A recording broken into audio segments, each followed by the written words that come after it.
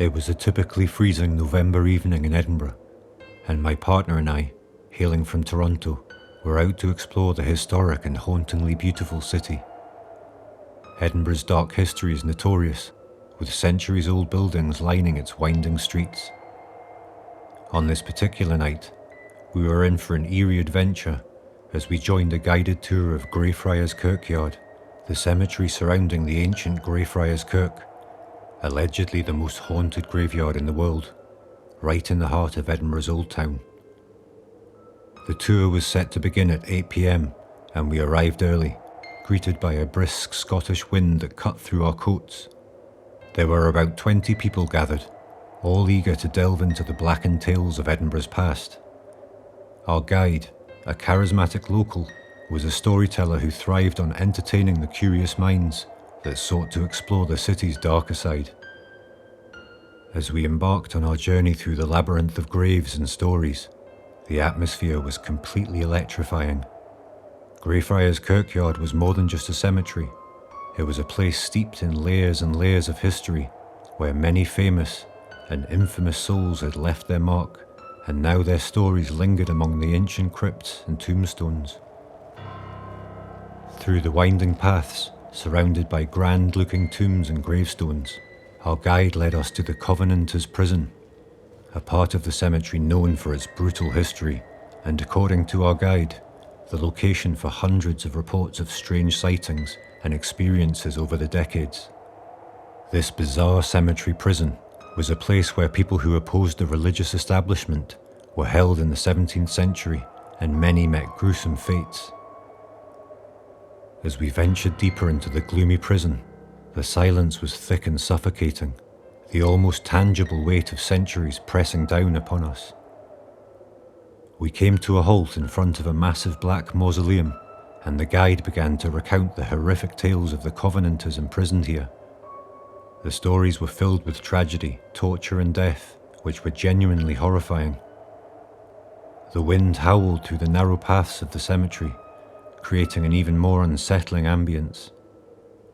As the guide's words wove tales of despair, my partner suddenly grabbed her shoulder and turned to me, her voice trembling. "Stop it," her nervous laughter implying that she thought I was trying to freak her out, but I was equally perplexed.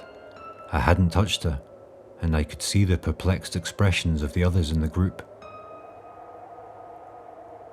Just as we were trying to laugh it off, another young woman from the group suddenly dropped to the ground, collapsing as if she had fainted. The collective gasp from our fellow tourgoers rang out through the ghostly silence. The guide swiftly knelt beside her, calmly reassuring everyone that this wasn't the first time such a thing had happened. He explained that visitors often had strong emotional reactions to the haunting stories of the Covenanters, particularly in this prison section. Despite his efforts to keep the group calm, tension seemed to only keep growing, even though for me, I had a suspicion that this might be an orchestrated event designed to add a touch of drama to the tour. After a minute or so, the girl came to, her face pale and confused. She couldn't explain what had happened, but there was no denying the fear in her eyes. As we walked back towards the cemetery's entrance and out into the Old Town, the tour concluded. The tension seemed to lift as soon as we walked out the gate and back into the street, the contrast only emphasizing the dark atmosphere we'd been gripped by only minutes earlier. We walked back to our cozy Airbnb, our conversation dominated by the events of the evening. My partner swore that she had felt a distinct touch on her shoulder, but I remained skeptical. We discussed various explanations, from overactive imaginations to an orchestrated event designed to heighten the tour's dramatic effect. We were, after all, in a city with a rich history of ghost stories and eerie occurrences. It wasn't until we returned to our apartment and changed for bed that the situation took a more disturbing turn. My partner noticed a bright red mark on her shoulder, just where she claimed to have felt that phantom touch. It was sore to the touch, resembling a burn mark. By the next morning, it had gone completely, Just another unsettling factor to add to the strange experience that night. We were both stunned. We had read about the dark history of Greyfriards Kirkyard, but never did we imagine we'd actually experience anything ourselves. That was our last night in Edinburgh, and while the memories of the city's beauty and history would stay with us, the eerie encounter at Greyfriards Kirkyard seems almost dreamlike, almost like it didn't really happen. It was without any doubt whatsoever the creepiest and most intense place we've ever been.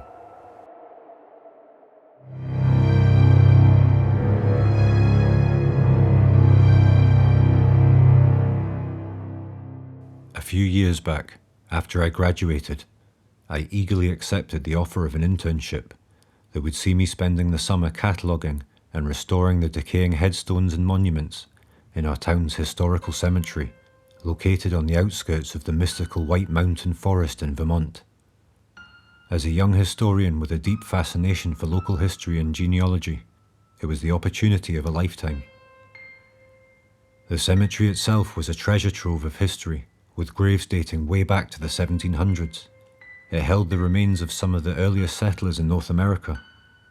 I was particularly excited about this project since I would be working on a section of the cemetery that was usually locked off from the public.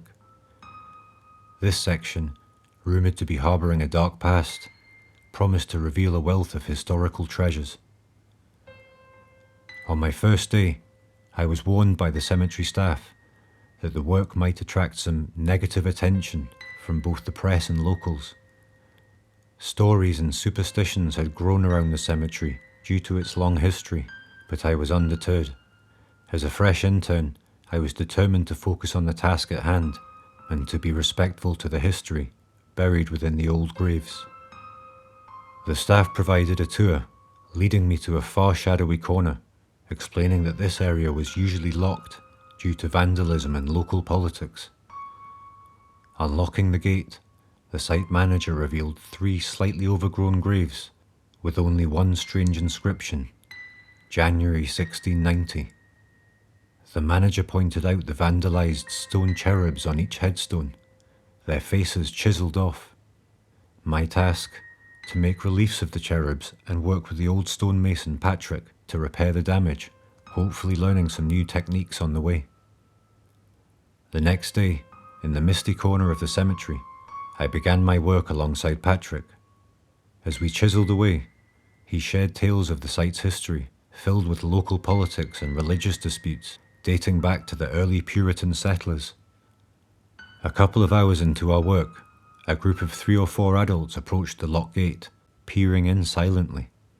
Patrick greeted them, but they remained quiet until one of them shouted, "Those graves should be left alone." As Patrick removed the cigarette from his mouth to offer a response, the group simply turned their backs and walked away, seemingly uninterested in an explanation. Patrick sighed, saying that he knew this would happen and to just ignore them, muttering something about religious fanatics in this day and age. We finished the last details just in time before daylight came to an end. Packing up our tools and admiring the day's work, the gravestones respectfully revived. That evening, as I prepped my photos and sketches for the next day, I took a closer look at the peculiar inscription, January 1690, on the 3 otherwise unmarked headstones. A few hours of research later, I discovered a haunting connection to witch trials and puritanical accusations. The 3 graves belonged to children from an English family, 3 sisters, all accused of witchcraft, and were subsequently hung from the neck. This at least partly explained the sensitivity amongst some of the locals and the obvious historical controversy connected to the cemetery. Returning the next day, I was met by a deflated but clearly pissed off Patrick. He guided me back to our work site from the previous day, revealing the 3 repaired cherubs, our work now defaced, with the eyes crudely chiselled out of the stonework. Chaos ensued throughout the morning, with our stressed out manager dealing with constant calls from the press and upset locals. We had to abandon the planned work on the old part of the cemetery, locking it back up. The remainder of my internship was spent in the main graveyard and its chapel. devoid of drama or unexpected interventions. However, my obsession with that part of history has persisted. The unmarked graves haunted my thoughts, and I read everything I can on the Puritans, early settlers, and the witch trials. More than anything, though, I couldn't shake the feeling of sadness for the 3 lonely souls, condemned by history and defaced by vandals, unable to rest, even in death.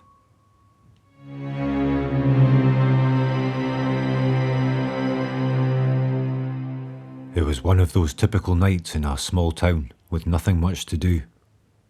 A group of us had found solace in the local cemetery as our go-to place to hang out after dark.